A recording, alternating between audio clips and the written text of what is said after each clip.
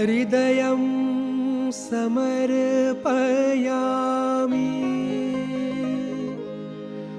प्राणं समर्पयामि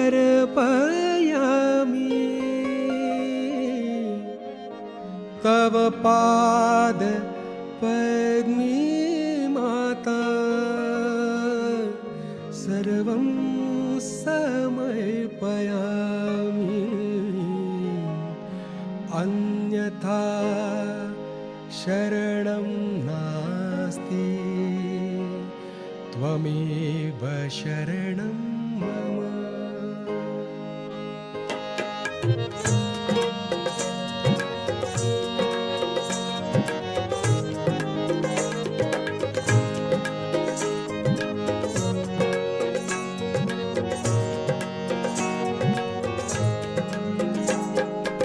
अन्यथा शरणं नास्ति त्वमेव शरणं मम। अन्यथा शरणं नास्ति त्वमेव शरणं मम। हृदयं समर्पयामि प्राणं समर्पयामि तव पादपद्मे माता सर्वं समर्पयामि अन्यथा शरणं नास्ति त्वमेव शरणं मम। अन्यथा शरणं नास्ति त्वमेव शरणं मम।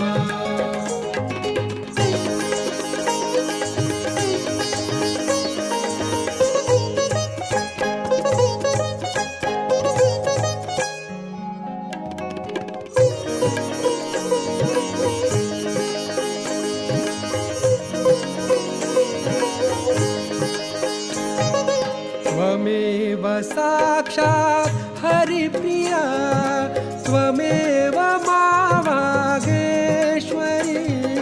त्वमेव साक्षात् हरिप्रिया त्वमेव मा वागेश्वरी। महादुर्गा महाकाली महामाया महेश्वरी। भाग्यं समर्पयामि कर्मं समर्पयामि तव पादपद्मे माता सर्वं समर्पयामि अन्यथा शरणं नास्ति त्वमेव शरणं मम। अन्यथा शरणं नास्ति त्वमेव शरणं मम।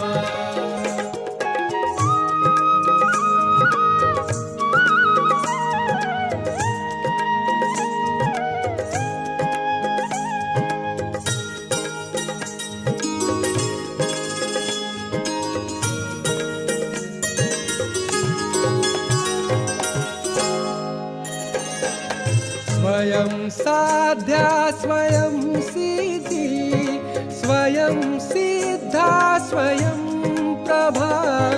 स्वयं साध्या स्वयं सिद्धि स्वयं सिद्धा स्वयं प्रभा। सुगुण रत्ना सुकृत कृता सुमति गंगा समोज्वला। मानं समर्पयामि गानं समर्पयामि तव पादपद्मे माता सर्वं समर्पयामि अन्यथा शरणं नास्ति त्वमेव शरणं मम।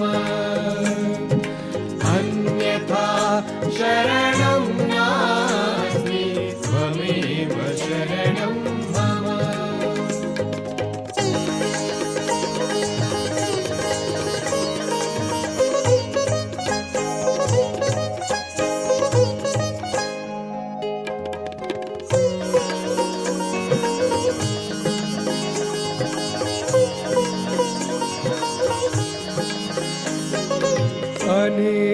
निर्वचनीय आनंदी, सुख करणी दुख हारिणी।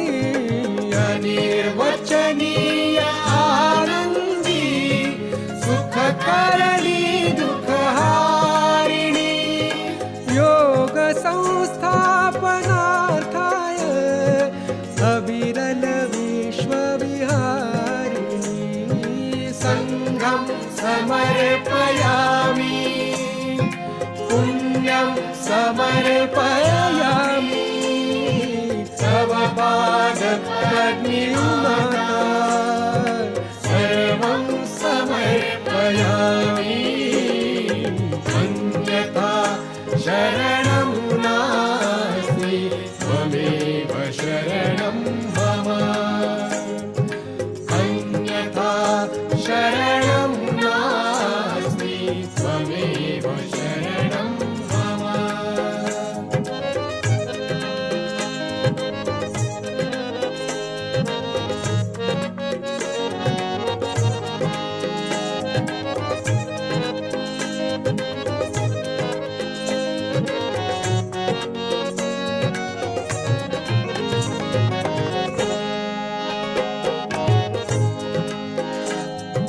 तिमिरावृता दिशाहीना, आत्मस्य पापनाशिनी।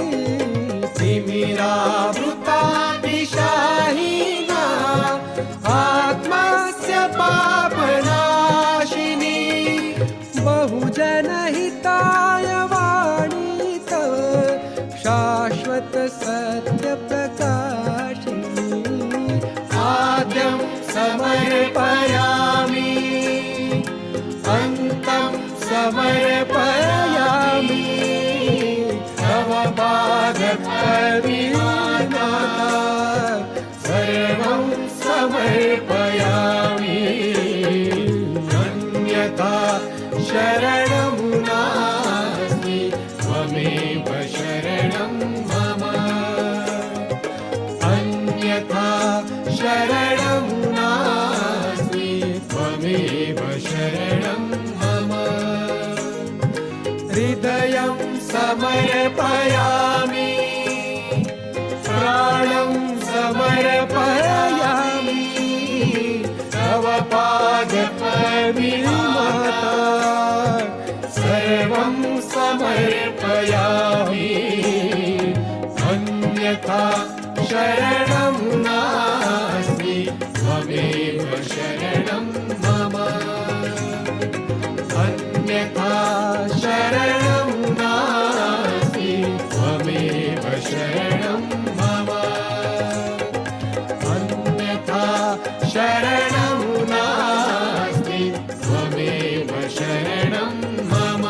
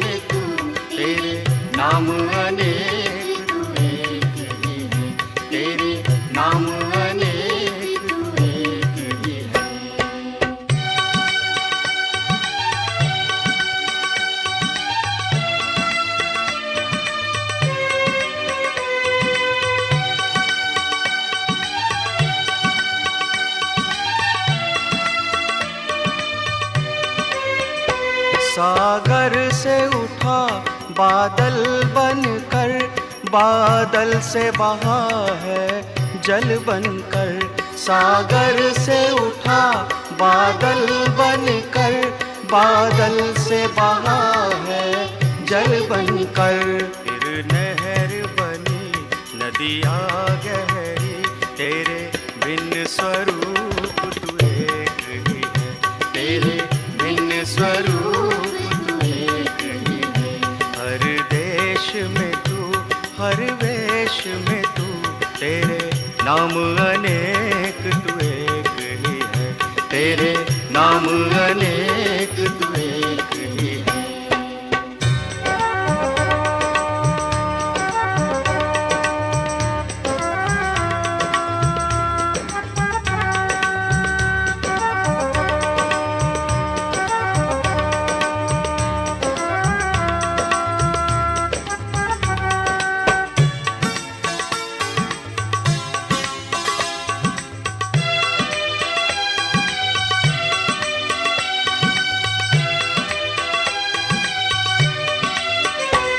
मिट्टी से अणु परमाणु बना, फिर दिव्य जगत का रूप लिया। मिट्टी से अणु परमाणु बना, फिर दिव्य जगत का रूप लिया।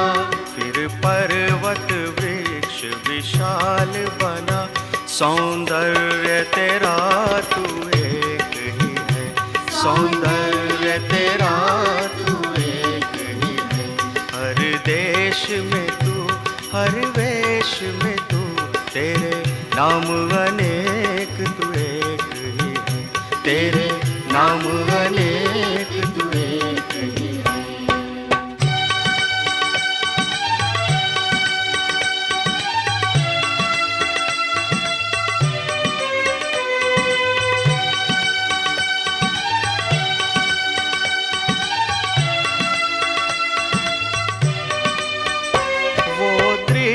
दिखाया है जिसने, ये है श्री माँ की पूर्ण कृपा।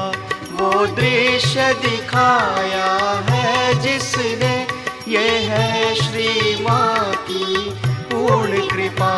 टुकड़ा कहे तू अब और न दिखा, ये मैं और तू सब एक ही है, ये मैं और तू सब एक ही है।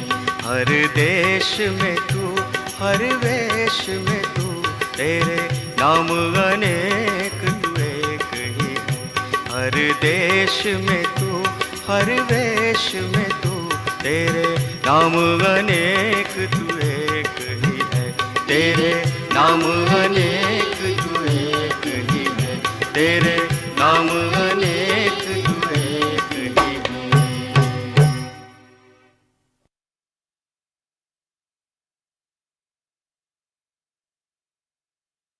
माँ तेरी जय हो, तेरा ही जय हो, तेरे गीत से आज जग ये गीत हो माँ।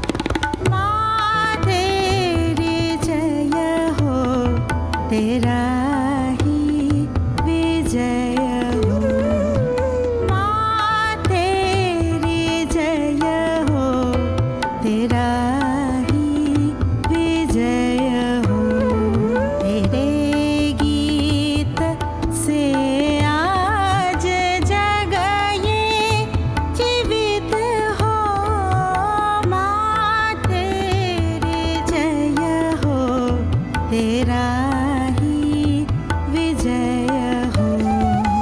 माँ तेरी जय हो, तेरा ही विजय हो।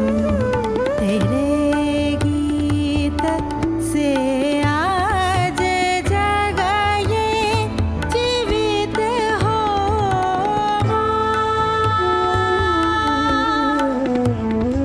तेरे गाँव के खेत भीगा रहे हैं। तेरे गाँव के खेत भीगा रहे हैं। तेरे आज नगरों में जय जय की धुन है। तेरे आज नगरों में जय जय की धुन है। तुम्हें देख के ये जगी नीर दुनिया, तुम्हें देख के ये जगी नीर दुनिया। और वो गा रही थी कि माँ तेरी जय हो। और वो गा रही थी कि माँ तेरी जय हो। माँ तेरी जय हो, तेरा ही विजय हो। माँ तेरी जय हो, तेरा ही विजय हो।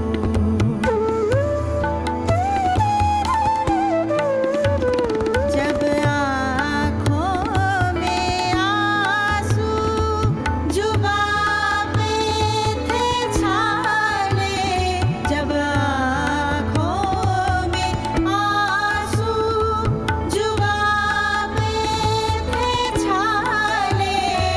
ये दिल गा रहा था कि माँ तेरी जय हो।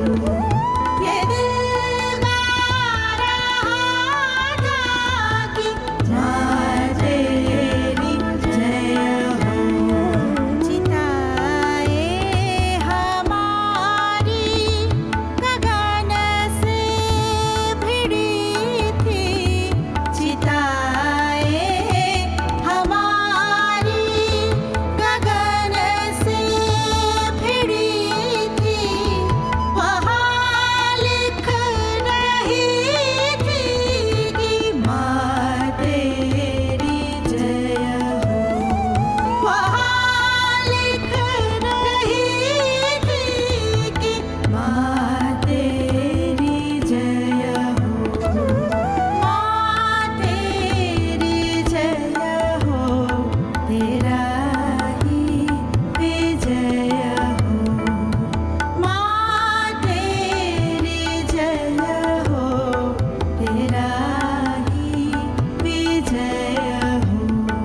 तेरे गीत से आज जग ये जीवित हो। जा जाओ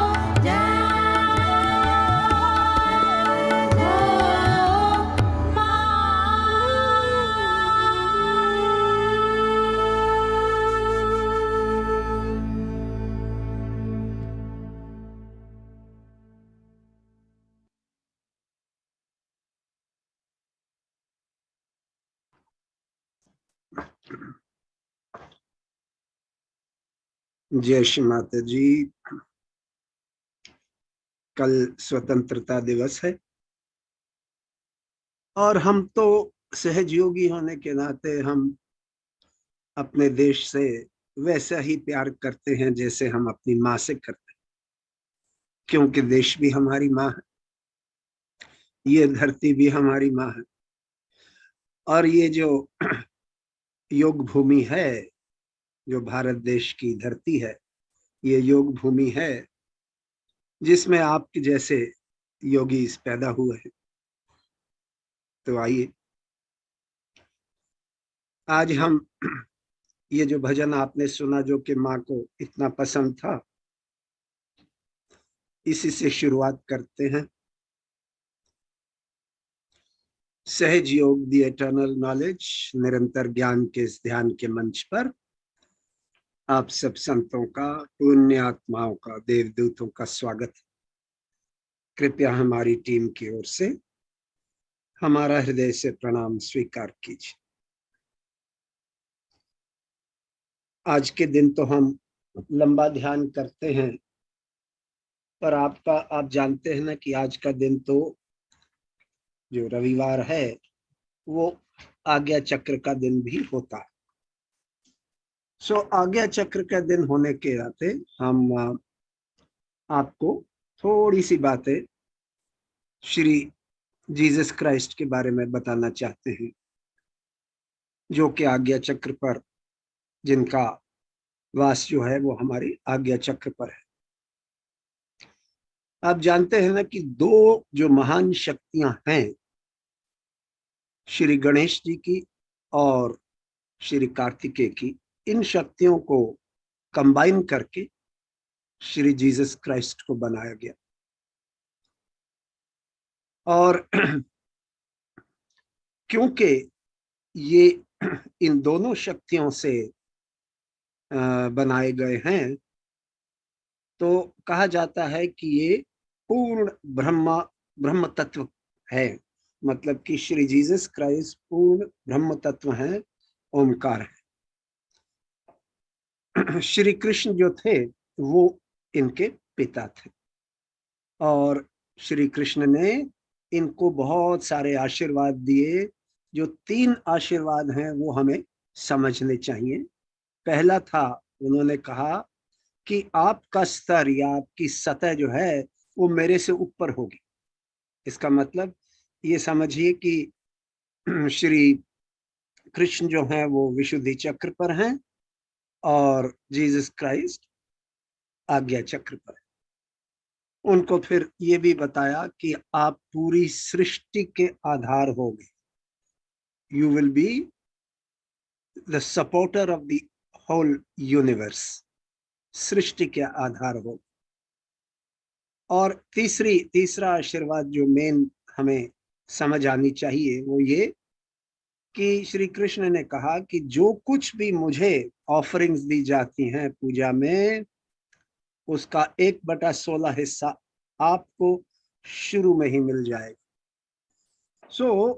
इन आशीर्वादों से श्री जीसस क्राइस्ट का अवतरण हुआ, और उनका नाम भी बड़ा इंटरेस्टिंग है। श्री माता जी ने कहा है कि अगर हम मार्कंडेय पुराण पढ़ें तो उसके अंदर जो श्री महाविष्णु का विवरण दिया है, अगर उसको हम सुने या पढ़ें तो वो पूरा जीसस क्राइस्ट का ही के बारे में ही बताया है। और खास तौर से वो लोग जैसे कि सहजयोगी अगर उसको ध्यान में पढ़ें या सुने, ध्यान के की अवस्था में, तो वो समझ जाएंगे कि महाविष्णु और श्री जीसस एक ही है। फिर मैंने समझाया कि अगर इस शब्द का, क्राइस्ट, इस शब्द की एटिमोलॉजी मतलब जो इतिहास है इसका, इस शब्द का जो कि स्वरूप है, जो कि अर्थ है, जो कि समय के साथ साथ परिवर्तित होता है, अगर हम इसकी एटिमोलॉजी देखें तो श्री कृष्ण का नाम के साथ इनका नाम बनाया गया। इसका मतलब इनको ख्रिस्त बुलाया गया, पर वो फिर पश्चिमी देशों में वो हमारी तरह शब्दों को प्रोनाउंस नहीं कर सकते, तो उन्होंने उसको क्राइस्ट बना दिया। फिर जीसस नाम कैसे आया? क्योंकि इनकी माता का नाम था यशोदा। तो यशोदा को अगर आप नॉर्थ इंडिया में देखें तो यशोदा को यीशु बुलाते हैं, जिसको कि वो एक्चुअली जेसु बुलाते हैं। तो जेसु क्रिस्त जीसस क्राइस्ट बने। तो इस तरीके से इनका नाम पड़ा। फिर इनकी जो शक्तियां हैं वो हमें समझ आनी चाहिए कि जितनी भी एकादश रुद्र की शक्तियां हैं वो जीसस क्राइस्ट में। और जब जीसस क्राइस्ट का जन्म अब कल्कि के रूप में होता है तो सारी शक्तियां श्री कल्कि में। तो ये जो है कुछ बातें आपको समझाने की थी जो कि हमने समझी। आगे बढ़ते हैं। कलेक्टिव बंधन।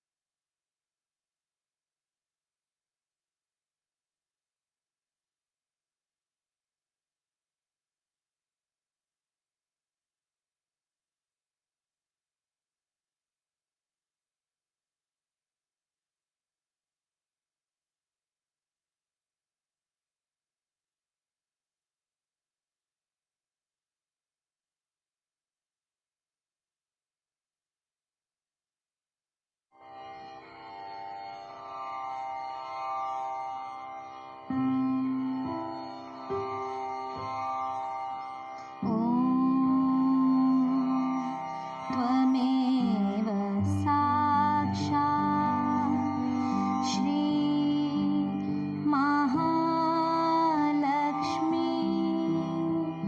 महासरस्वती महाकाली त्रिगुणात्मिका कुण्डलिनी साक्षात् श्री आदिशक्ति माताजी श्री निर्मला देव्यै नमो नमः। ॐ त्वमेव साक्षात् श्री कल्की साक्षात् श्री आदिशक्ति माताजी श्री निर्मला देव्यै नमो नमः। ॐ त्वमेव साक्षात् श्री कल्की साक्षात् श्री सहस्रा स्वामिनी मोक्ष प्रदायिनी माताजी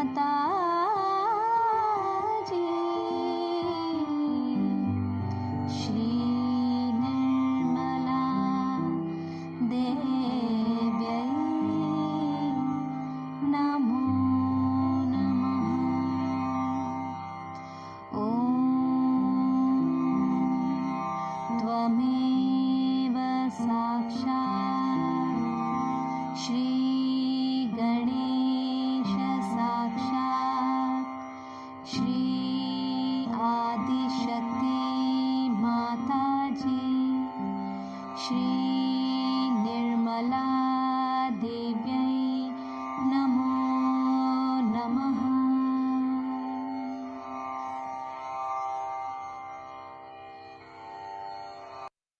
जय श्री माता जी।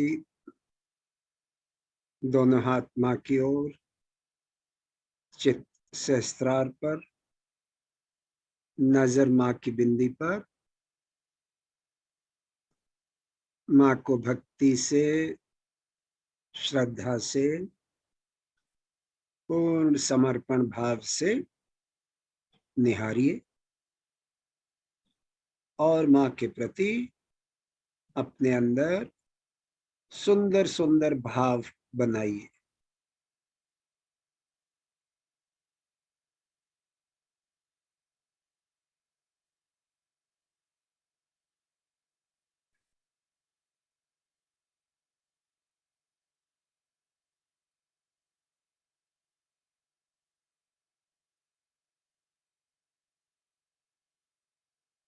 तो आइए माँ को अपने हृदय में आमंत्रित करते हैं।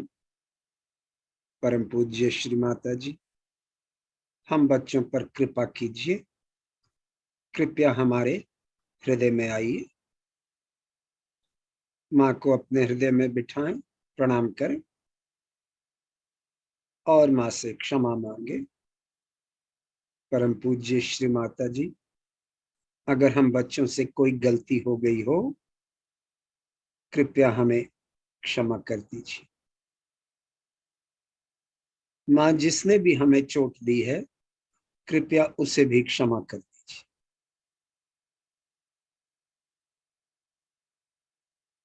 चित्त सहस्त्रार पर, आंखें बंद, सर सामने झुका हुआ। थोड़ा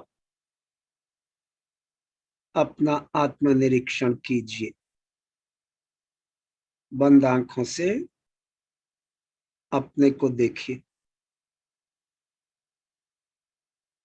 आपकी आत्मा आपको देखती है और जब हमारी आत्मा हमें देखती है तो हमारे विचार बंद हो जाते।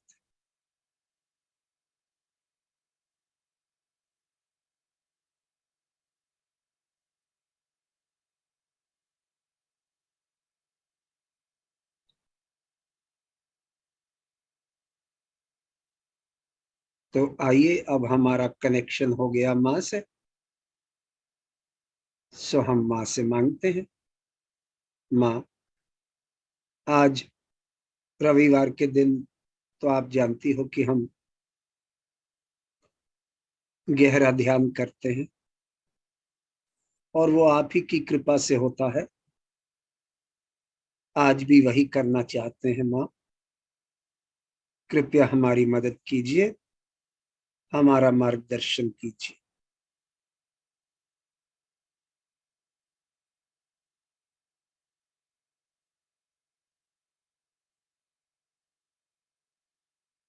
दोनों हाथ खुले हुए माँ की ओर, चित्त सहस्त्रार पर, आंखें बंद।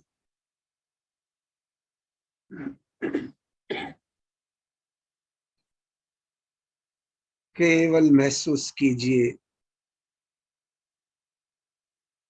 कि हमारे हाथों में क्या हो रहा है और हमारे शरीर में क्या हो रहा है। केवल महसूस कीजिए।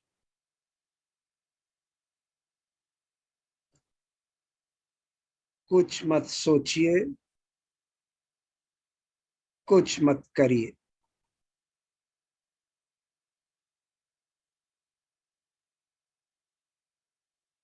जैसे माँ कहती हैं, expose yourself to God's grace. अपने आप को परमात्मा की कृपा पर छोड़ दीजिए।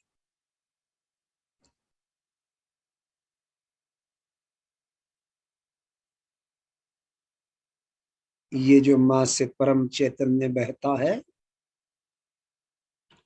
यही परमात्मा की कृपा है। अपने आप को इस परम चैतन्य के हवाले कर दीजिए।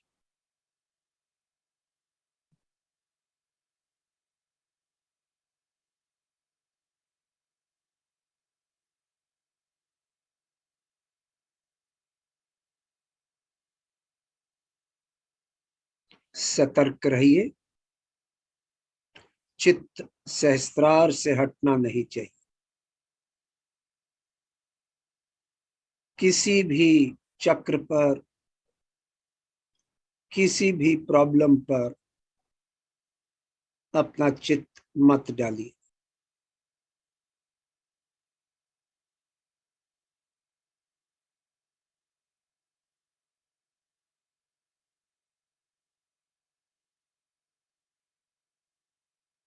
ध्यान हमेशा एफर्टलेस ही होता है, निष्क्रिय होता है, और वो तभी होता है जब हम अपने आप को पूरी तरह से इस परम चैतन्य के हवाले कर देते हैं।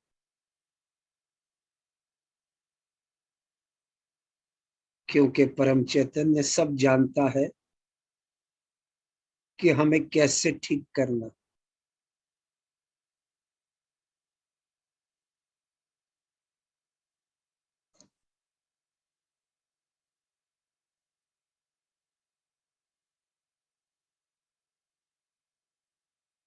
ये वो शक्ति है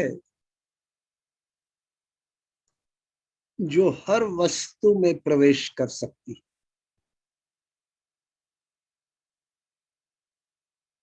इसके लिए सारे दरवाजे खुले होते हैं। कोई भी ऐसी चीज नहीं है जिसके अंदर ये ना जा सके।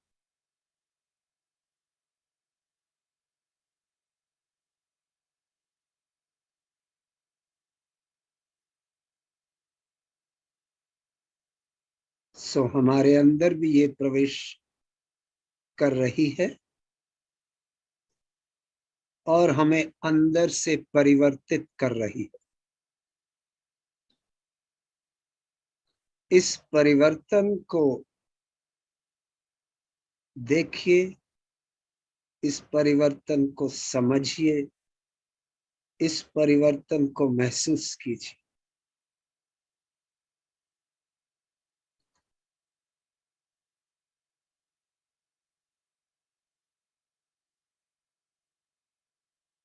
कोई भी प्रयास मत कीजिए।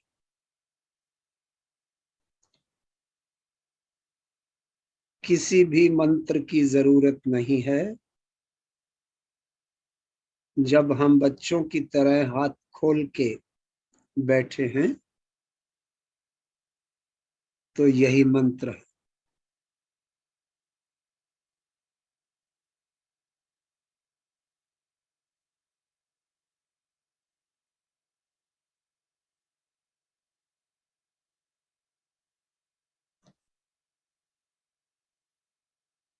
माँ सब जानती है कि बच्चों को कैसे आशीर्वादित करना है।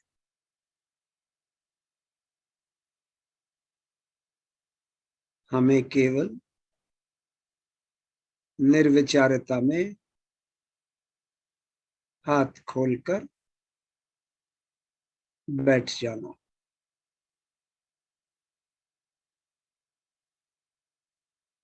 बाकी सारा कार्य ये परम चैतन्य ही करता है।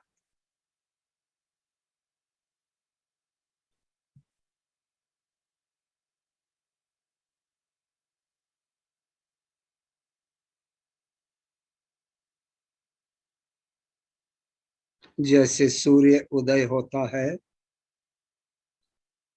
और अंधेरा मिटता है, पूरे वातावरण में एक किस्म की ऊर्जा, एनर्जी आ जाती है। वैसे ही हमारे अंदर जब कुंडलनी माँ जागृत होती हैं और हर चक्र को पिरोती हुई ब्रह्मरंध्र से बाहर निकलती हैं, तो हमें परमात्मा की सर्वव्यापी प्रेम की शक्ति के साथ जोड़ देती। खुले हुए ब्रह्मरंध्र से परमात्मा के आशीर्वाद अंदर आते हैं, आत्मा प्रकाशित होती,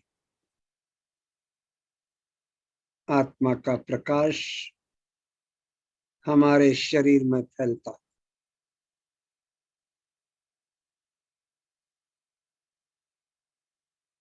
और हम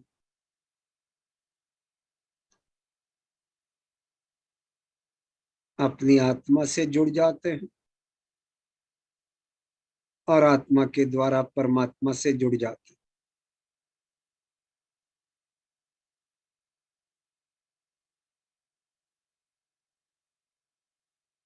इस मेल को महसूस कीजिए।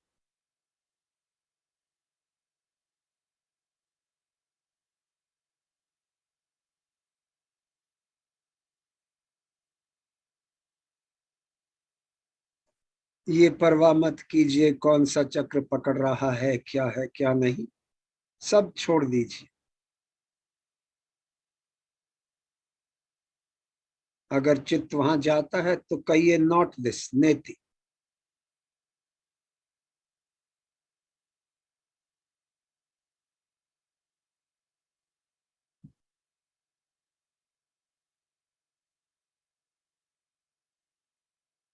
कोई विचार आता है तो आने दीजिए, जाने दीजिए, उलझिए मत।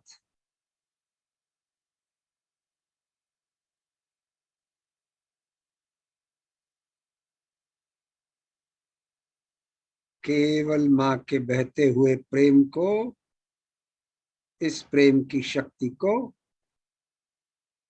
महसूस कीजिए।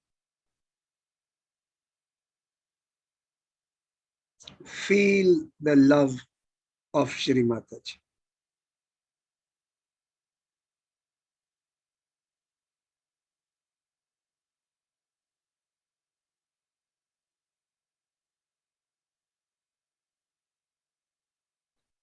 आज के दिन सहज योग ही एक ऐसा योग है जिससे आप अपनी आत्मा और परमात्मा को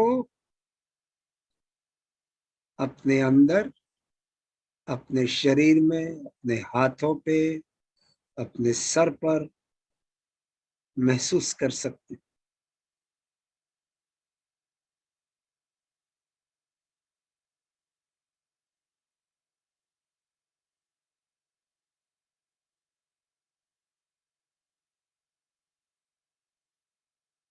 इसी को कहते हैं एक्चुअलाइजेशन। मतलब कि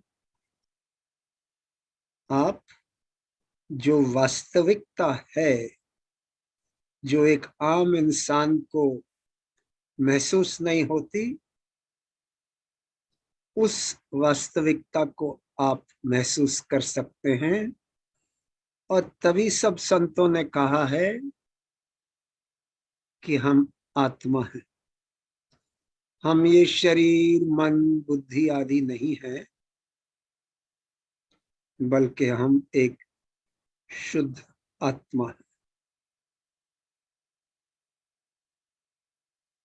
और सहज योग में हमारा लक्ष्य भी आत्मा बनना है।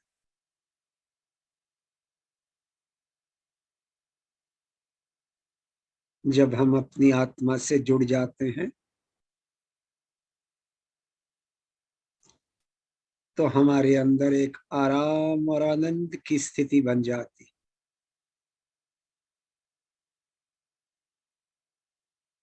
और इसी स्थिति को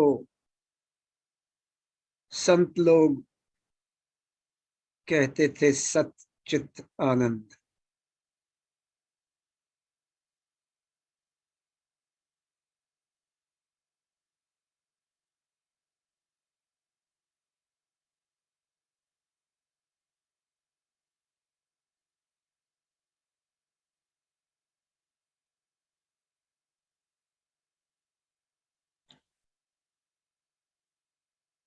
अब जब हमें लंबा ध्यान करना होता है तो माँ ने ये भी कहा है कि हम अपना चित्त माँ की कुंडलनी पर डाल सकते और आदि कुंडलनी की मदद से, उनकी सहायता से हम अपना आध्यात्मिक उत्थान पा सकते हैं।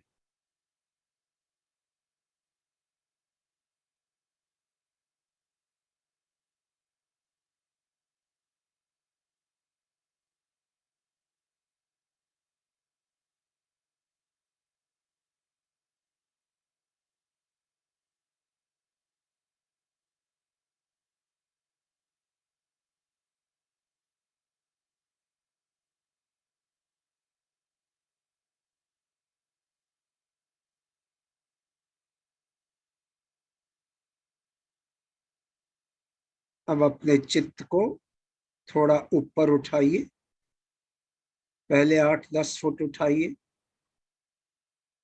और वहां पर ध्यान कीजिए।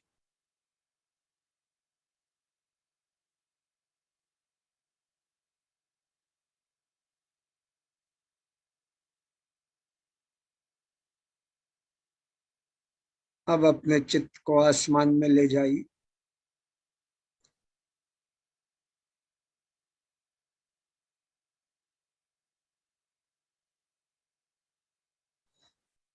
जैसे जैसे हमारा चित्त ऊपर जाता जाता है, तो चित्त का प्रकाश जो है वो, उसका भी एरिया जो है, क्षेत्र जो है वो बढ़ता चला जाता है।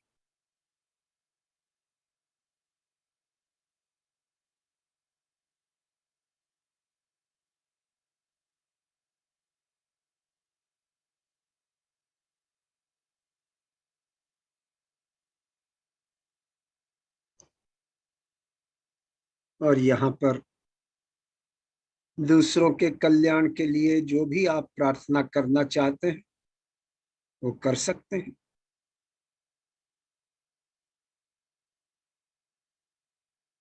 आप ये भी कह सकते हैं कि माँ, इस क्षेत्र में जितने भी अपने देशवासी हैं उन सब का कल्याण कीजिए,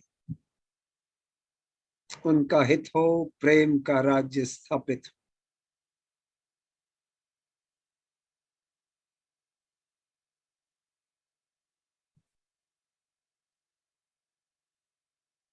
और ऊपर जाइए।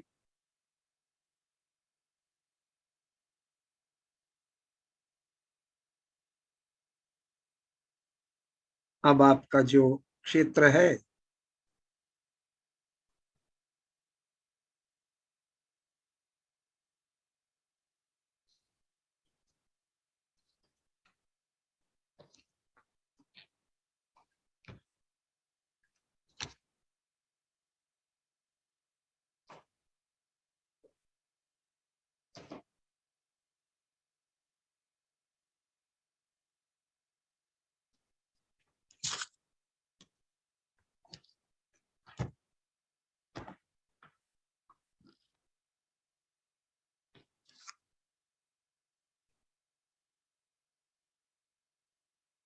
क्षमा कीजिए, मेरी बैटरी लो हो गई थी तो उसको लगा रहा था।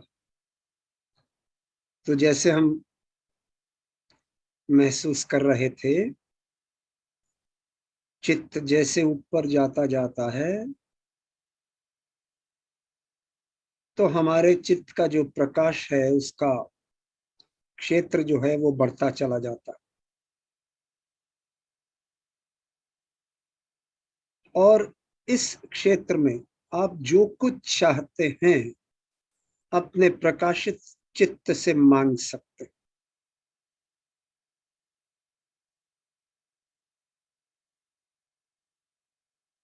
जैसे कि आप कह सकते हैं कि माँ, कृपया इस क्षेत्र में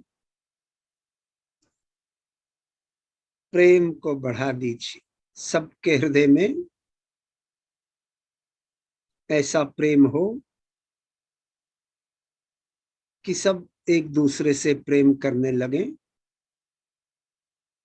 और प्रेम का राज्य स्थापित हो।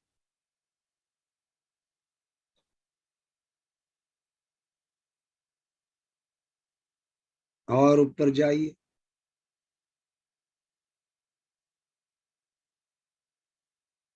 तो आप अपनी सिटी की जो लिमिट है उनसे भी ऊपर चले जाएंगे।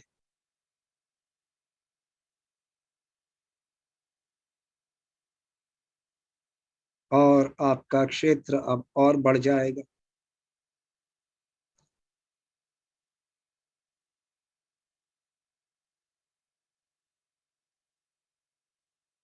और जिस किस्म से आप कल्याण करना चाहते हैं लोगों का, आप अपने प्रकाशित चित्त से कर सकते हैं।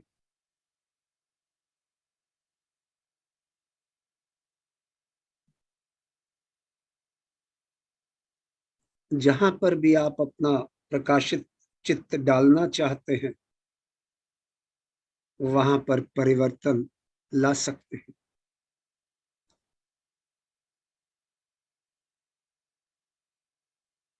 क्योंकि अब आपकी स्थिति निर्विकल्प की स्थिति बन गई।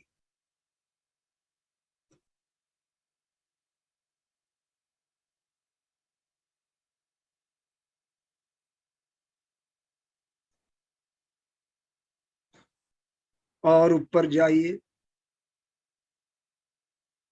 आकाश में जाइए, ईथर में।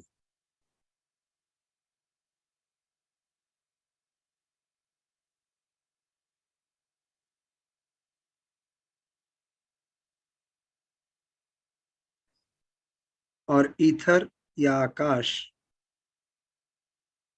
वो एरिया है जहां पर कोई पकड़ नहीं होती, क्योंकि नेगेटिविटी इस क्षेत्र में नहीं आ सकती।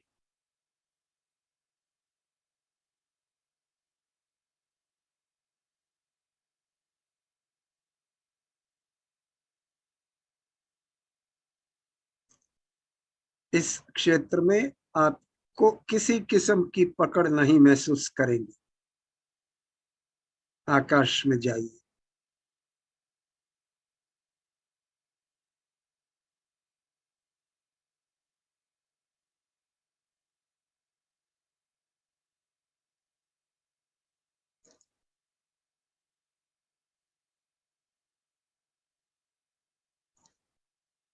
पूरे शरीर का हल्कापन महसूस करेंगे,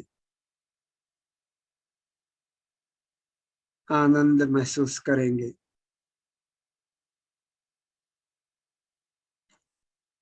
अपने आप से पूछिए, क्या मैं सबसे प्रेम करता हूं या करती हूं? तो यही जवाब मिलेगा, हाँ, मैं सबसे प्रेम करता हूं या करती।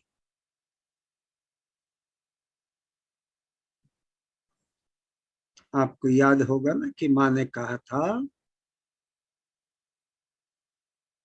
सहज yoga is nothing but love, love and love. सहज योगा प्रेम है, प्रेम है, प्रेम है, और प्रेम के अलावा और कुछ नहीं।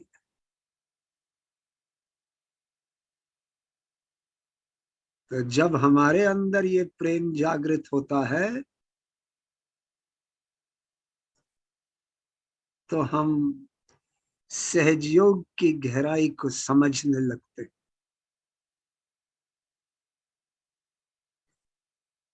अपने सहस्त्रार पर लहरें महसूस कीजिए। परमात्मा के आशीर्वाद आपको मिल रहे। और ऊपर जाइए, पूरे देश पर अपना चित्त डालिए।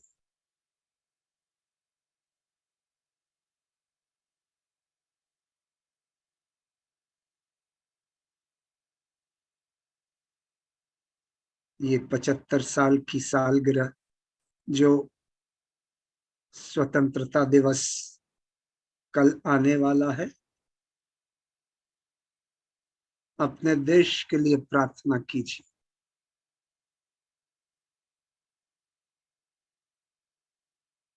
माँ ने तो ये कहा था कि अगर हम सच्चे सहयोगी हैं तो देश के प्रति हमारा प्रेम ऐसा होना चाहिए जिससे पूरे देश में प्रेम का राज्य स्थापित हो। और जब हम देश से प्रेम करेंगे तभी हमारा आध्यात्मिक उत्थान भी होगा।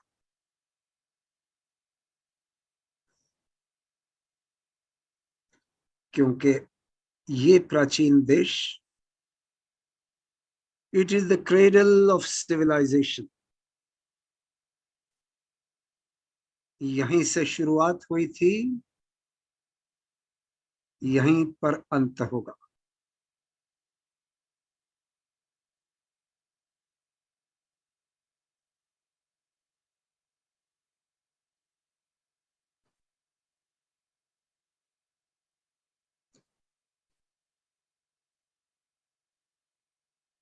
हमारी प्रार्थना यही होनी चाहिए कि हमारे जो देशवासी हैं वो सुधर जाएं,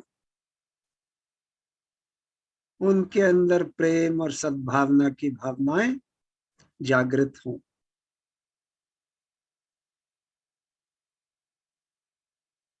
और छोटी छोटी बातों में जो हम फंसे हुए हैं ये दूर हो। अगर भारत देश संभल जाएगा तो पूरी दुनिया संभल जाएगी।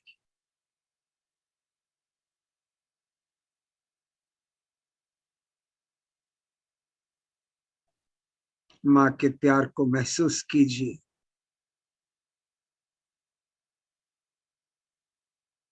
ये प्रेम सबको नसीब नहीं होता।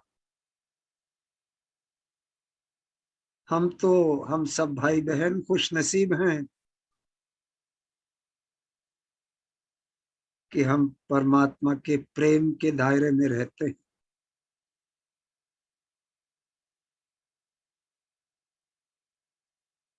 दूसरों से मिले तो उनको भी प्रेम दें, उनकी भी शक्ति जागृत करें ताकि उनके अंदर भी ये प्रेम जागृत हो।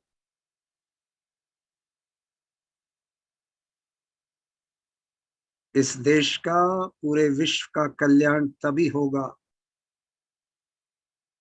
जब हर इंसान में प्रेम जागृत होगा।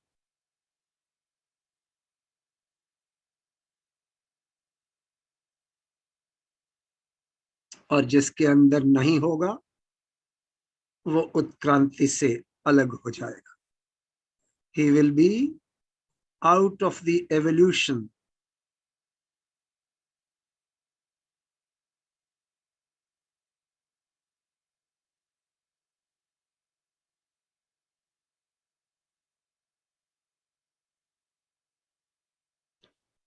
बहुत सुंदर स्थिति है।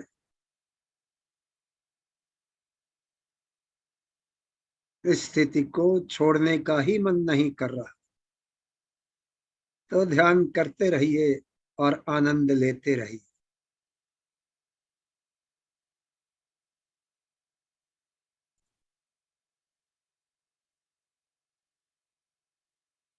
और जहां पर भी आप बैठे हैं वो आपकी गद्दी है। पुराने जमाने में संत लोग अपनी गद्दी से ही सारा कार्य करते थे। अपने चित्त से जहां पर भी परिवर्तन लाना था वो ऐसा ही करते थे।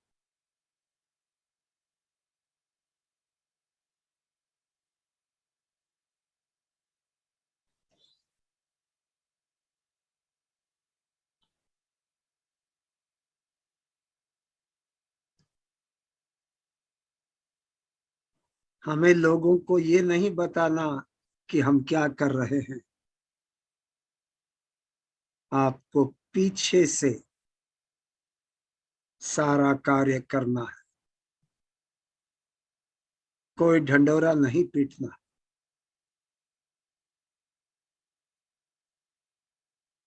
जितना कार्य आप करेंगे उतनी गहराई पाएंगे।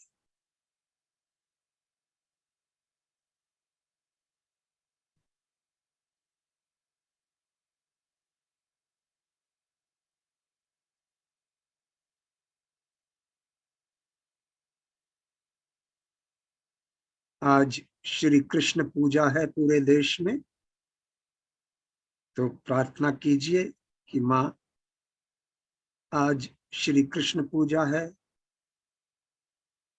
कृपया हमें साक्षी स्वरूप अवस्था प्रदान कीजिए।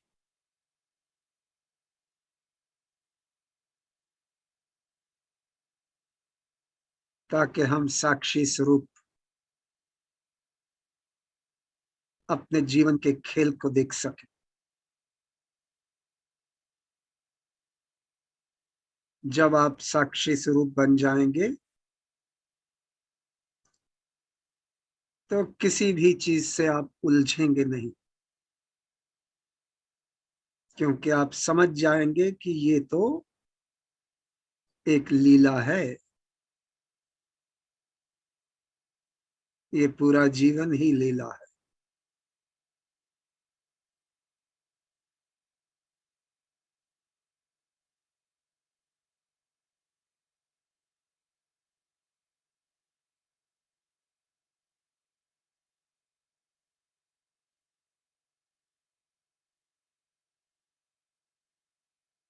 जब हम साक्षी स्वरूप बन जाते हैं तो हम पूर्ण निर्विचारता को प्राप्त करते हैं।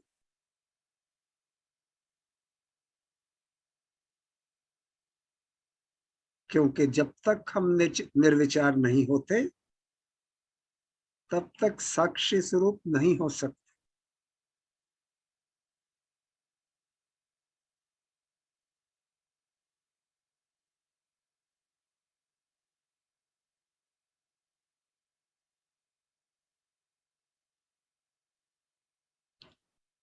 इस स्थिति में हमारे ऊपर वो जो शद्रिपु हैं, काम, क्रोध, लोभ, मोह, मत्सर और मद, उनका कोई इफेक्ट नहीं होता।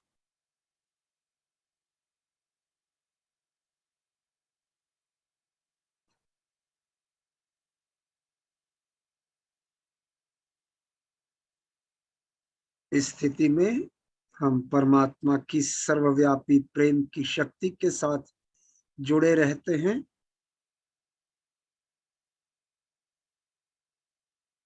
और हम कुछ नहीं करते,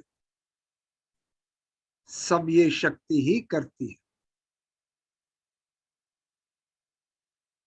हम इस शक्ति के साथ बहते चले जाते।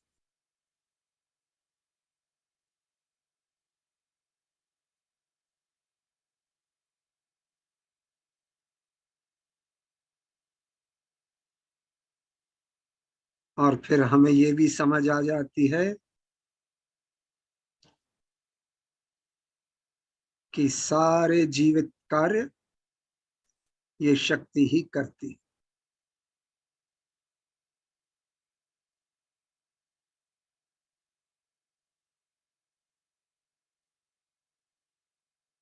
और जब हम इसके अंग प्रत्यंग बन जाते हैं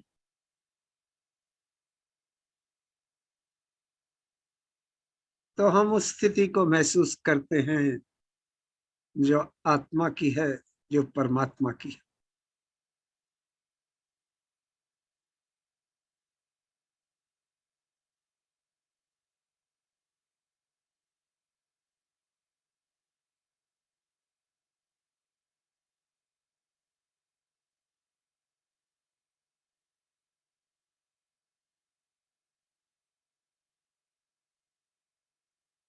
जिस स्थिति को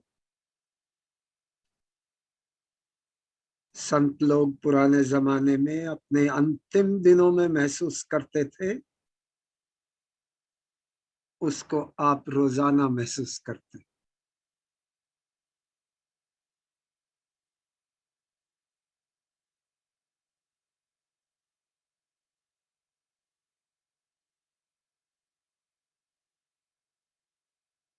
ये केवल सहजयोग का कमाल है। और सहजयोग किसने बनाया? वो हमारी माँ ने बनाया।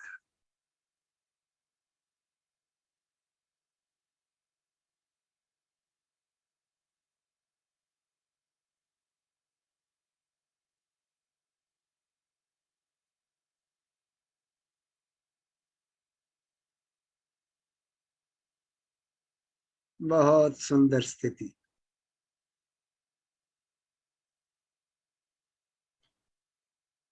तो चलिए अपने चित्त को वापस अपने ऊपर लाइए और माँ की अमृतवाणी सुनते हैं।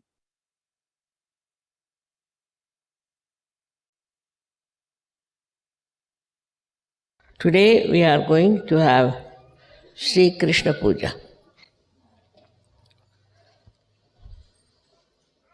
It is a very important thing about the power of Sri Krishna that gives you a witness state. This is very important also because in these days of Kali Yuga and complete confusion of value system, all kinds of turmoil makes a very complex conditions to exist.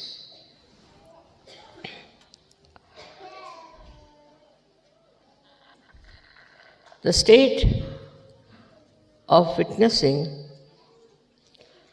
is only possible through meditation. You reach the state of thoughtless awareness. It's combined together. Now, the witness state is such a state where you just do not react.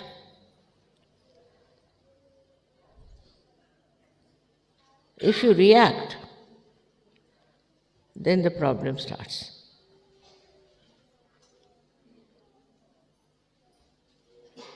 It's a very simple thing to understand that we react through our ego or through our conditioning. Otherwise, there is no way to react. Anything. Now, for example, there is a beautiful carpet here. As soon as I look at it, if I use my ego, I'll start thinking now from where did they get it? How much they paid it?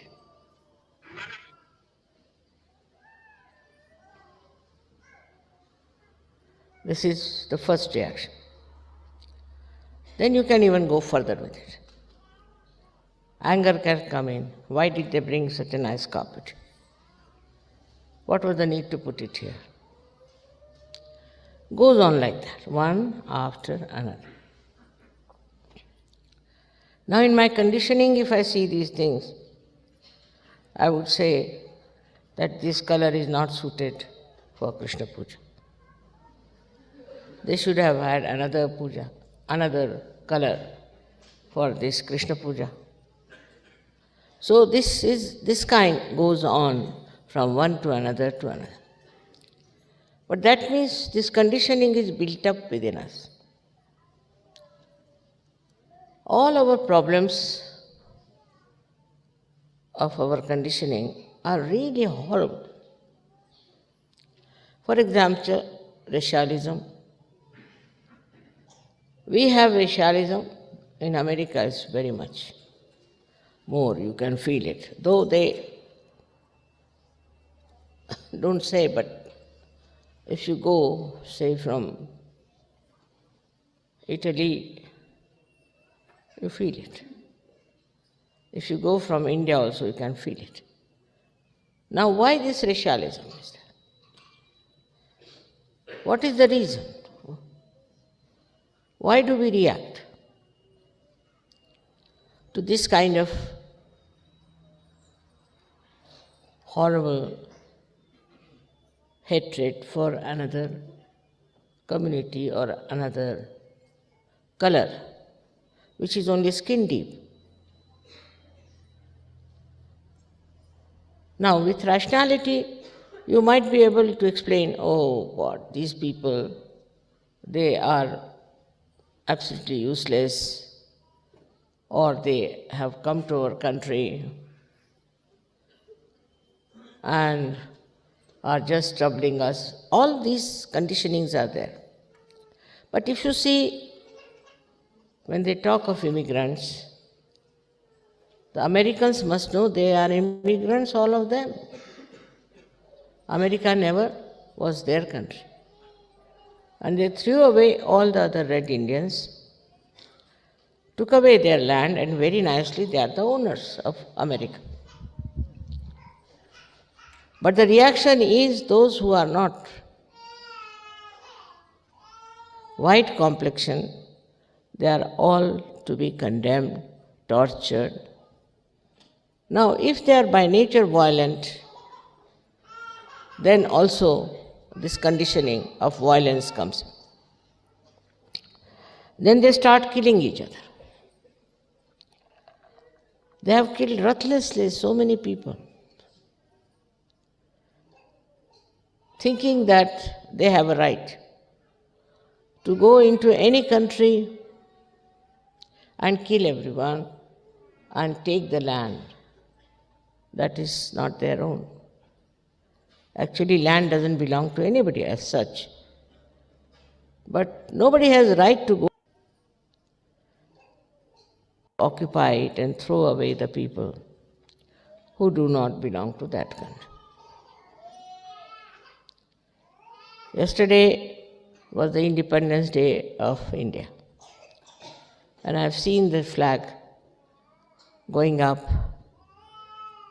our national flag, and the British flag going down. All that has happened after so much of struggle, so much of sufferings of the people.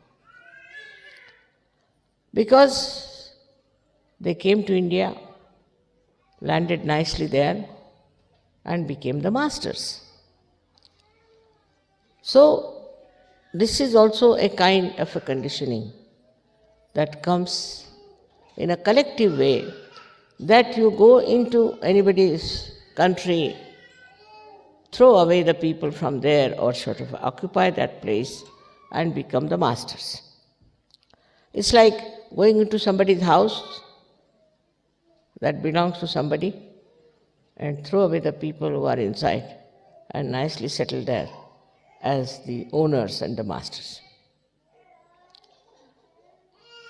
Because they have better intelligence, perhaps the cunning more in them.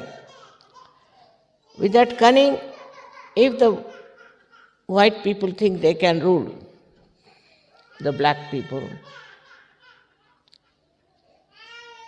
is not where you can develop a witness state. Can you take the baby out? Why is she crying?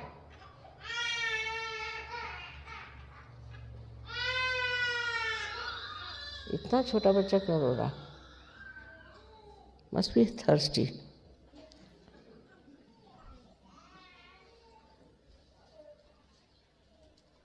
All right. So this kind of conditioning is like a plague and moves from one country to another country, where some people think they are superior and make people look inferior, and the people also are there who accept this kind of a situation, accept this kind of a position where they are supposed to be equal. I would say take the example of America, because this has been celebrated by Americans And because Krishna is the ruler of America. He himself was a dark person. Himself was on the black side. And in the same country where he rules, the another great thing is that they don't realize that if all the black or the Asians get out of that country now, I don't know what will happen to them. All their sports are managed by the blacks. If you want to see any American sport, 99% are black people. Then if you want to also see the music, because these black people, though they have black color, which is all right, as you have white, they have black color. But they have a voice which the white people don't have. They can sing so well that no white people can compete with them. It's a full justice done to the color.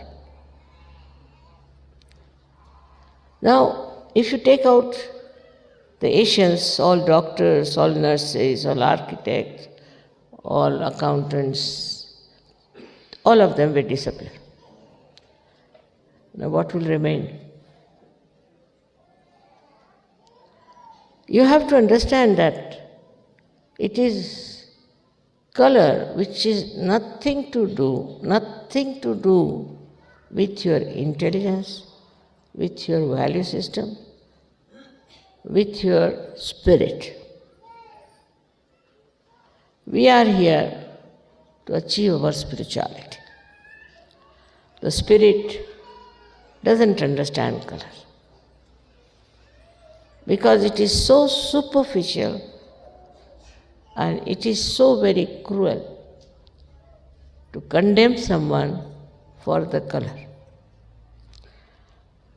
Same now is happening as the reaction. Every action has a reaction. So what happens is that you find the blacks are reacting. They are reacting and their reaction can be very dangerous. Every day I read their reactions are coming up so badly, not in America, but all over. They are now thinking they must rise and oppose this domination. But in their own country, where they have people of different colors, little variation, I think. They are all black people, but little variation maybe. So they form groups and they start cutting each other's throats. I have seen on the television how ruthlessly they kill. I don't know what is the difference of color is, but somehow they have formed groups. And this group will go kill that, and that group will come and kill. It's not like Kaurava and Pandava. It's not two types of people, absolutely opposite. It's not that the negative and the positive is there.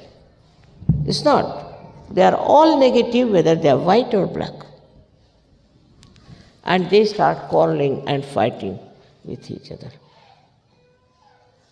Now this violence is growing so much. I think violence is the only weapon they use now to express themselves.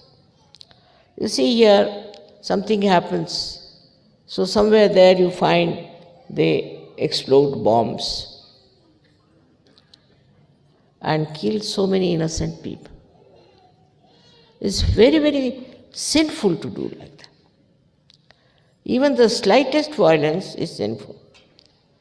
And this kind of a violence, in the eyes of Sri Krishna, are absolutely to be punished very badly. Now this comes through ego. You think because you belong to one clan, another clan you can kill. Or something like that. A funny idea into human mind comes in, and you decide that you have a right to kill another person. One may say this comes from hatred, but hatred is an outcome of ego. When the ego starts acting, it collects all these things, like hatred, also possessiveness, anger, violence. All these starts coming out of the ego, which actually blinds the person. You become blind to the fact that there is no need to have violence, no need to hate someone, no need to kill anyone because of this ego that is there. Now one may say, Mother, how does this ego build up in a people? Of course, mostly it is due to reactions. Also it is due to the conditioning. If the child is told from the childhood that you should hate these people, they are to be hated, they are wrong people, they are bad people, they just start doing that. When they grow up, they start showing that hatred is now like a cactus, growing very big and is killing others. There's no justification for this kind of a behavior by human beings. If they are human beings, they have to have human qualities.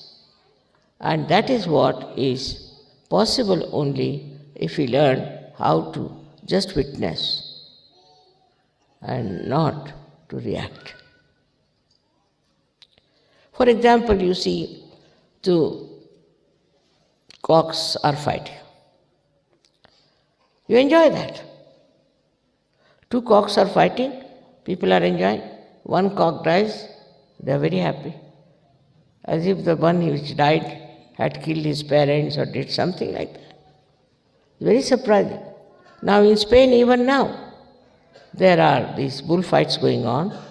Every year, 6 bullfights every year, and the hall contains more than 10 times more than we have here, and is always full. And now the women have taken to fight the bulls. Now if the bull is not killed, they allow the bulls to go on the street and kill people. This kind of a violent enjoyment is still lingering into the minds of the people. It is so sad to see people who are now talking of humanity, talking of peace, talking of joy, are still enjoying these violent acts. Either they are doing or they want to watch. So then you go to these films and things that are being created of a horrible violence, and people enjoy it. Enjoy such films, and such films are again created. Now, if you really become a witness state, if you are in a witness state, then what will happen? If you watch any such things that are happening, it will subside. If you are in a witness state, and if that level, then no accident will take place in your sight. Even if there's an accident, then you can save the person, you can help the person very actively. That's in a very small scale. But even in a very large scale, you can do it. Something wonderful. I remember I was not very old at that time, but we were living in a house very close to the secretariat, where they had a strike. And they were asking for separate Maharashtra or something.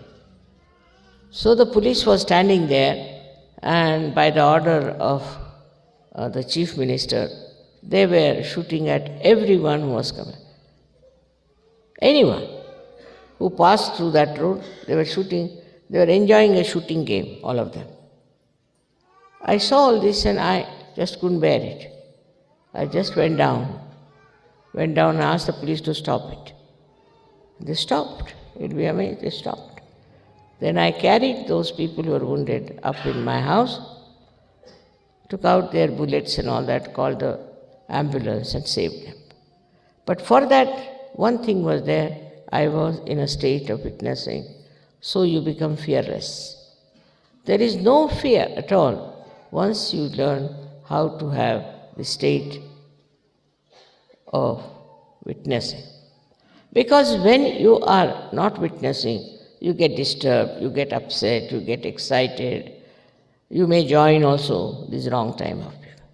But if you are in a state of witnessing, that itself is a power. And that witnessing state helps you to win over so many difficulties of other people. This is Chinese story about a saint. So one king brought his cock to him and said, "You train my cock in such a way that he should win." He said, "All right." So he kept the cock with the king for 1 month. And when the show started, different cocks came from different places and they all started fighting. This cock just stood up and was watching, just watching. And other cocks got such a fright. They couldn't understand how this fellow is not disturbed. He's just watching, he's standing, he's doing nothing. So all they disappeared from the arena and he was declared as a successful man. So this is the best way to bring non-violence. In violent places, you go and stand steadily there, facing all the things that are happening, and that witness state acts and stops that kind of a violence that is going on.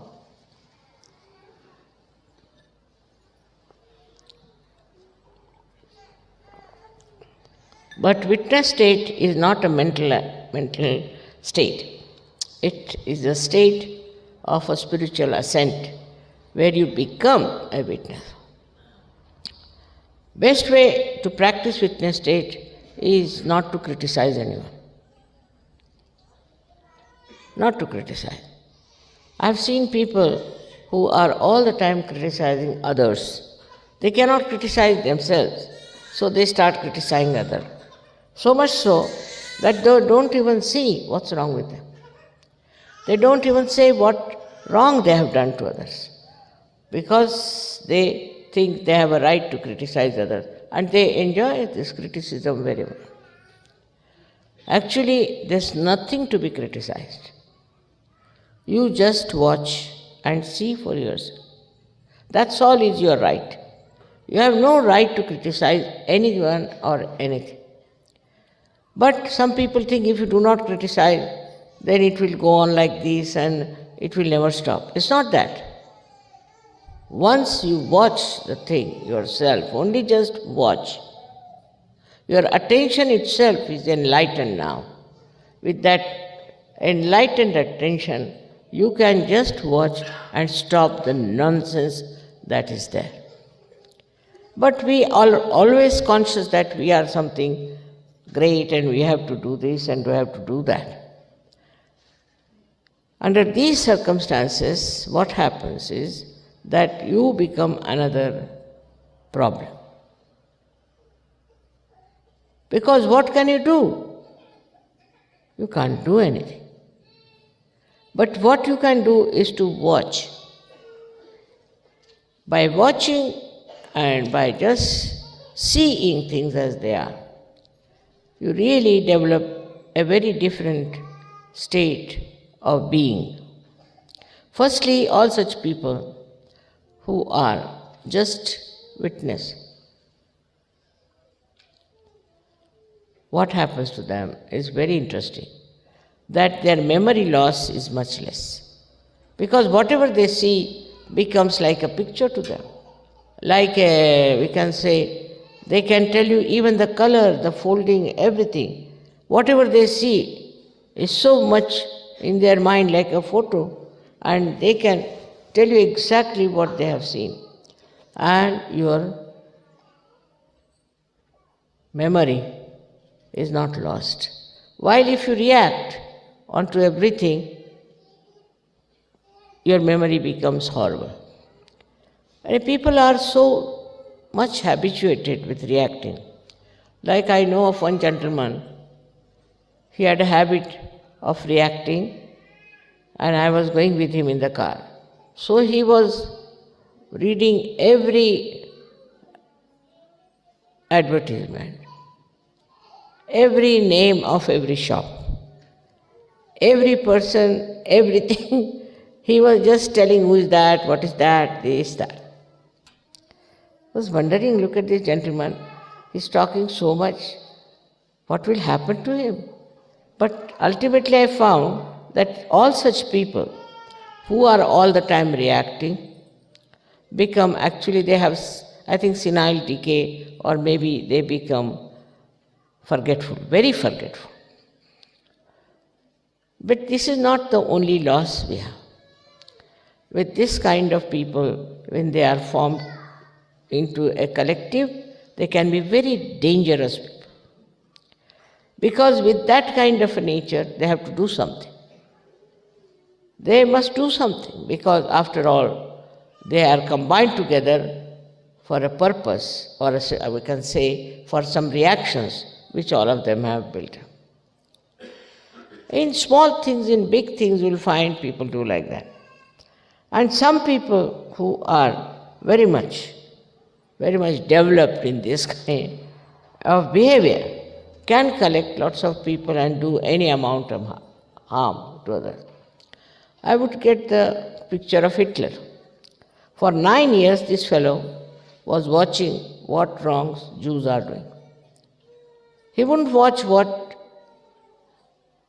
Germans are doing, what wrong they are doing to the society. And that time the society also was very bad, because they were having all kinds of licentiousness. Now he was noting down, these Jews are like this, they do this, they take money, they lending money, all kinds of things he got into his head. As a result of that, he built up a reaction into him that we must somehow or other see that these people go away from Germany. But then he thought, even if they go away from Germany, they'll prosper again. So why not kill them? I mean, to such an extent that even, you cannot see such films. You cannot see anything of that nature that Hitler did. But he did it. And people who followed him also did it. Without feeling any hitch, as if it was a matter of great pleasure or a joy, or maybe it's a duty. How could they get duty bound to such a horrible thing like killing thousands and thousands of Jews? What Jews had done to them, they could have corrected it. But why did they indulge into such violence? And they wanted to finish all the Jews of the world. It can be very, very dangerous, because once you start losing your witness state, you can fall into negative collectivity. And thus, this negative collectivity acts in such a bad manner that all the conflicts of the world, all the problems of the world perhaps are related with this. So as Sahajogis, what should we do?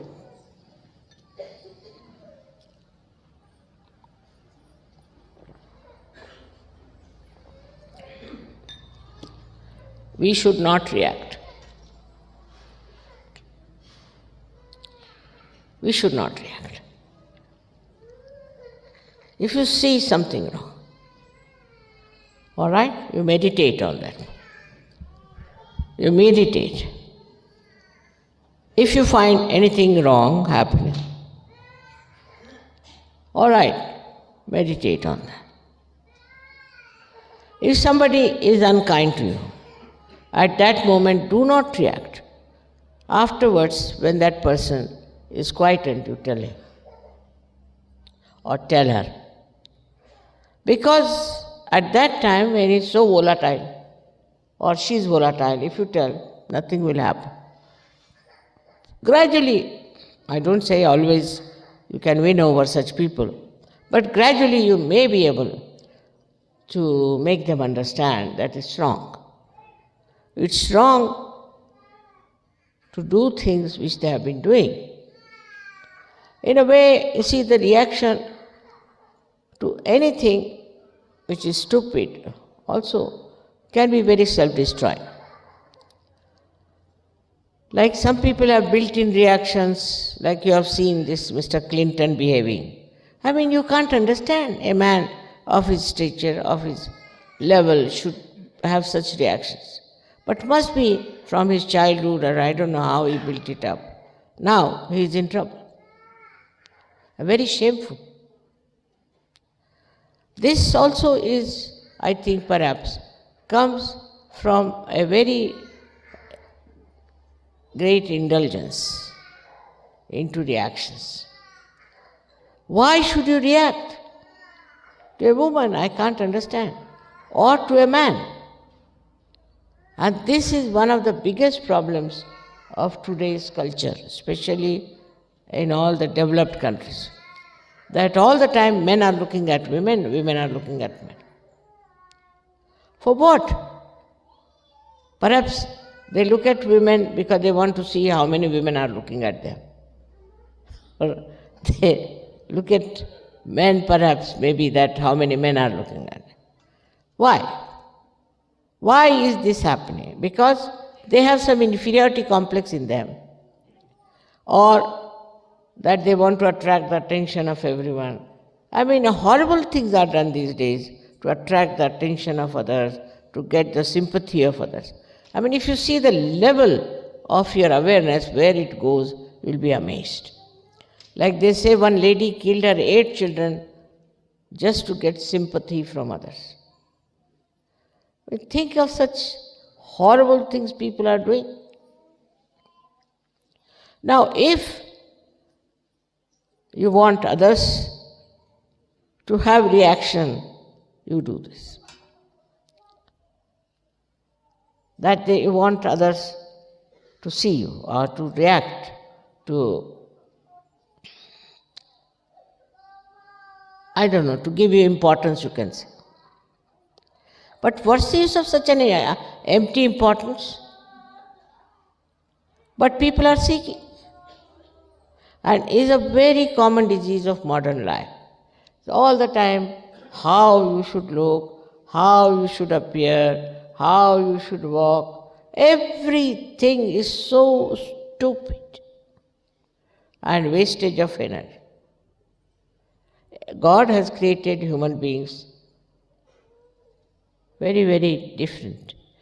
None of them are copies, no, no. Even in the nature you find the leaves of trees. They are so unique, you cannot match them with another tree.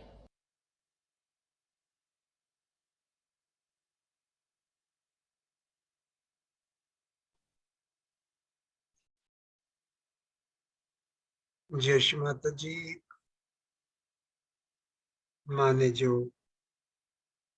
एक खास बात बताई कि हमें साक्षी स्वरूप रहना चाहिए ताकि हमारे अंदर मेंटल रिएक्शन, मानसिक प्रतिक्रिया ना हो।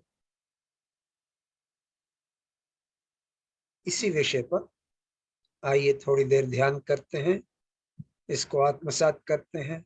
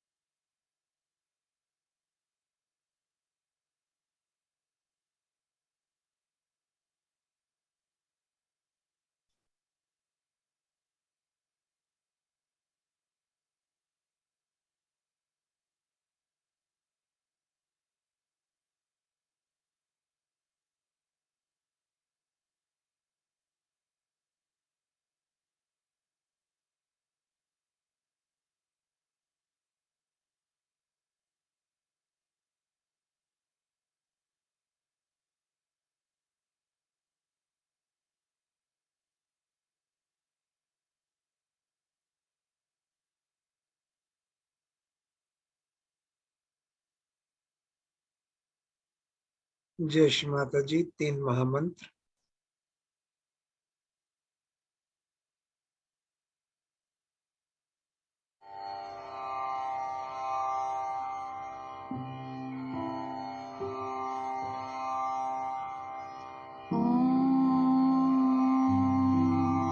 त्वमेव साक्षात् श्री महालक्ष्मी महासरस्वती महाकाली त्रिगुणात्मिका कुण्डलिनी साक्षात् श्री आदिशक्ति माताजी श्री निर्मला देव्यै नमो नमः। ॐ त्वमेव साक्षात् श्री कल्की साक्षात् श्री आदिशक्ति माताजी श्री निर्मला देव्यै नमो नमः। ॐ त्वमेव साक्षात् श्री कल्की साक्षात् श्री सहस्रा स्वामिनी मोक्ष प्रदायिनी माताजी श्री निर्मला देव्यै नमो नमः। श्री निर्मला देव्यै नमो नमः। श्री निर्मला देव्यै नमो नमः।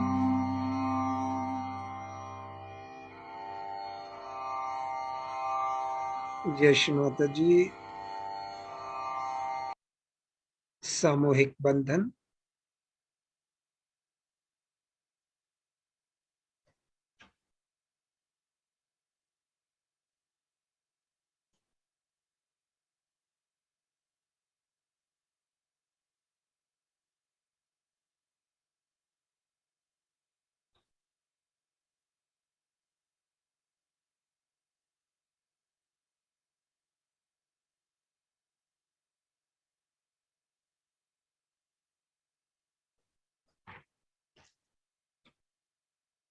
जय श्री माता जी। माँ का जो आज का प्रवचन था, श्री कृष्ण पूजा 16 अगस्त 1998, 16 अगस्त 1998 का प्रवचन था। और इसमें माँ ने मतलब कि इस प्रवचन का सारांश क्या था, एसेंस ऑफ दिस टॉक क्या थी, कि हमें साक्षी स्वरूप स्थिति में रहना है।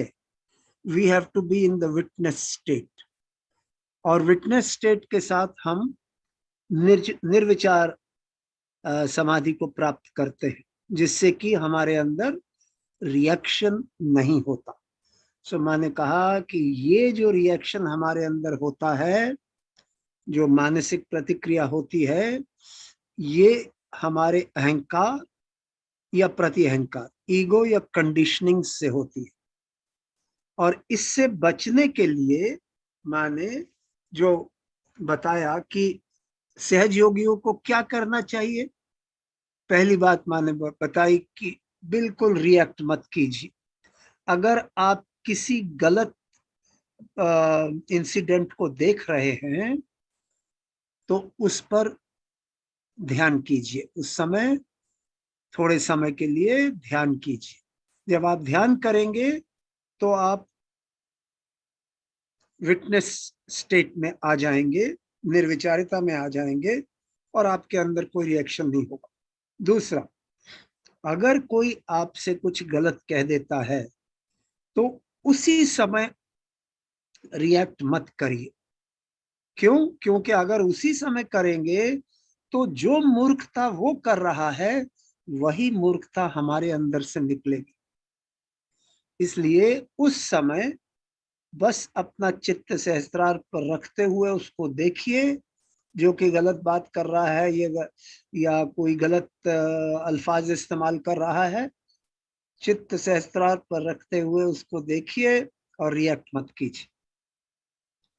क्योंकि जब हम मूर्खता पर रिएक्ट करते हैं तो हम भी मूर्ख बन जाते हैं।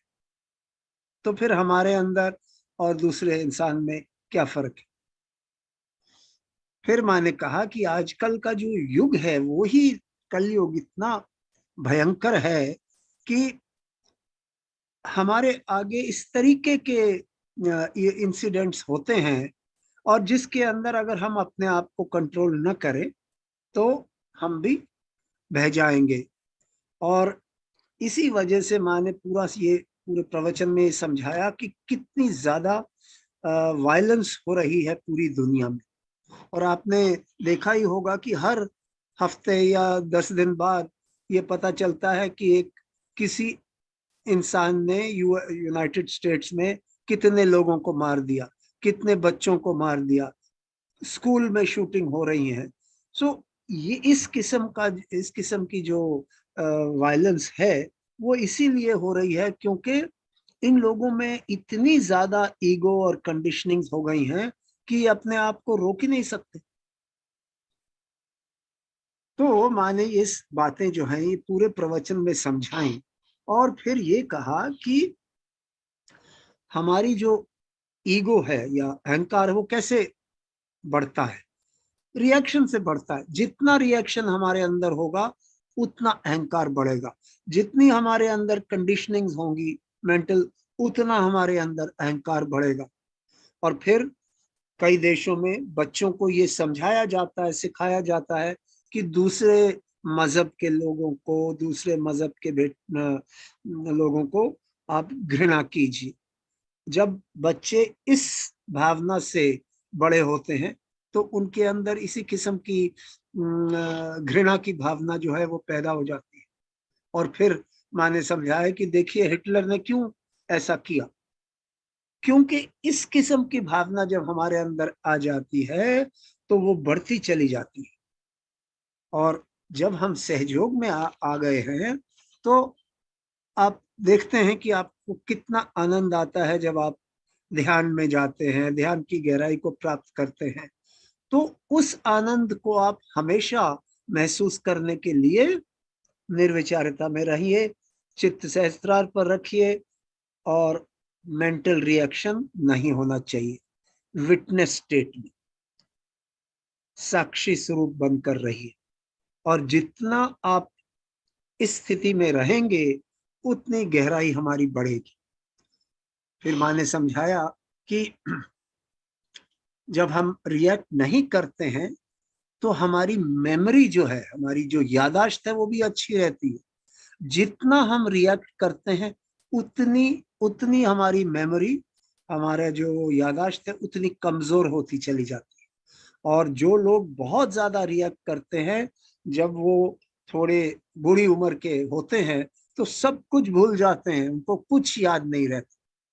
सो ये भी जो प्रॉब्लम है याददाश्त का, ये हमारे रिएक्शन से, मेंटल रिएक्शन से रिलेटेड है। इसका मतलब उससे ताल्लुक रखता है कि जितना कम हम रिएक्ट करेंगे उतनी याददाश्त हमारी अच्छी रहेगी।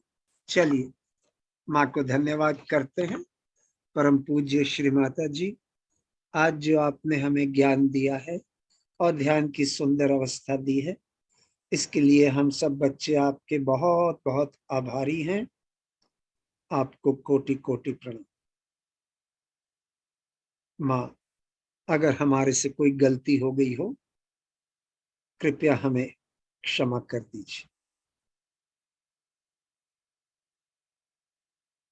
जय श्री माता जी। मंगलवार को मिलेंगे। जय श्री माता जी।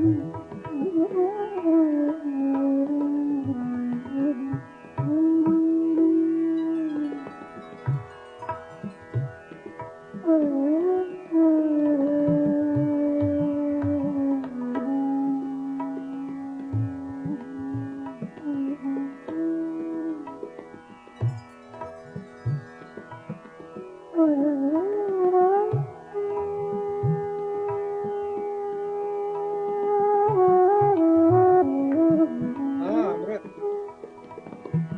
हाँ जी।